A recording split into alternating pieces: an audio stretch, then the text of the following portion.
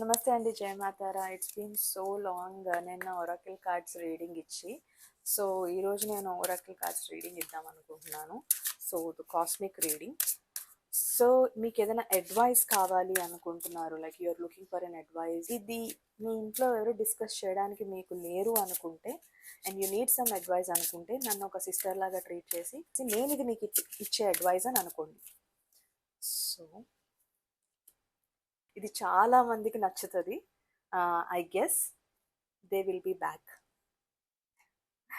Expect to hear from them soon.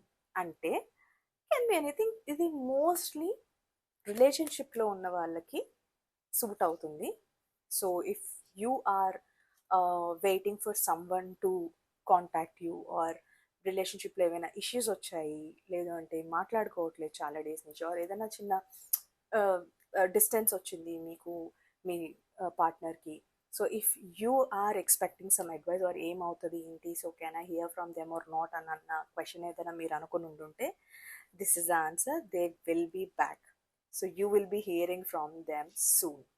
So ఏమో, నాకు ఈ మెసేజ్ చూస్తే హ్యాపీగా ఉంది. To be honest, I don't have a partner, but still I guess there are lot of people who is watching they're having some issue in their relationship. ఎందుకంటే ఇప్పుడున్న phase, ఇప్పుడున్న situation ఏంటంటే రీసెంట్గా కేతు మఘా నక్షత్రంలోకి ఎంటర్ అయ్యారు.